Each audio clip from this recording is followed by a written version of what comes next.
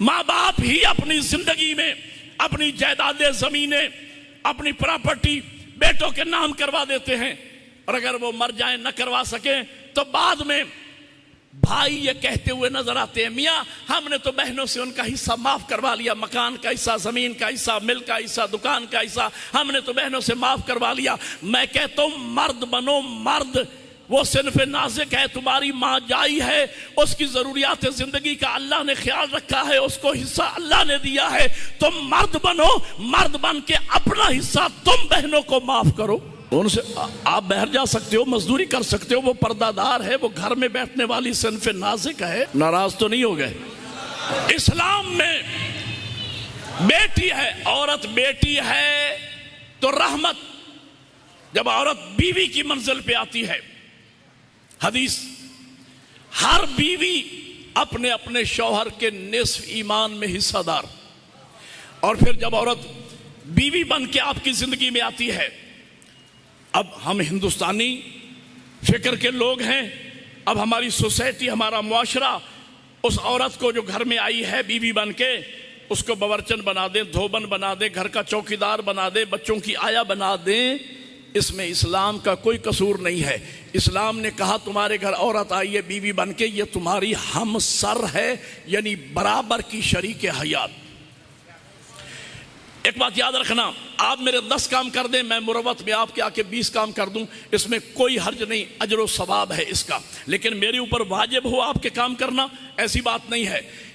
शरीयत की इस्तिलाह है, उलमा बैठे हैं, शरीयत की इस्तिलाह है कि नान नफका देना मर्द की जिम्मेदारी है। यह शरीयत की इस्तिलाह है या नहीं?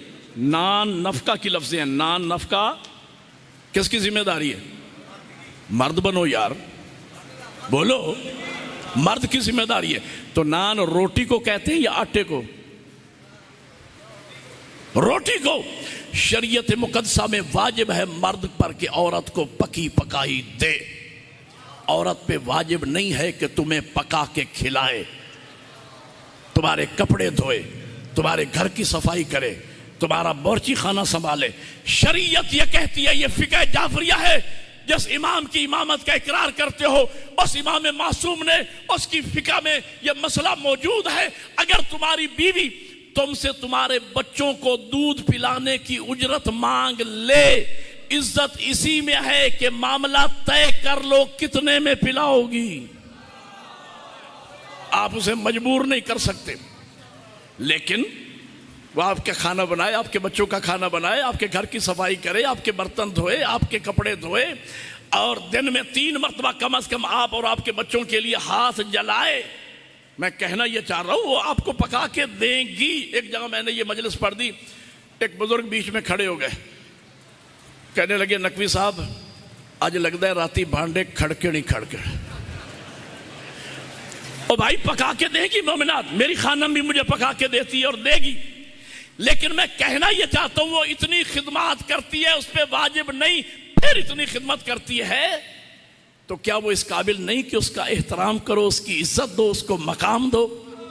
लेकिन हम हिंदुस्तानी ज़हन के लोग, मियाँ औरत की मिसाल तो जूती जैसी है, मर्जी आई पहन ली, मर्जी आई फेंक दी। खबरदार, औरत को कभी हीच समझना न खुदारा। औरत कभी हव्वा, कभी मरियम, कभी ज़हरा।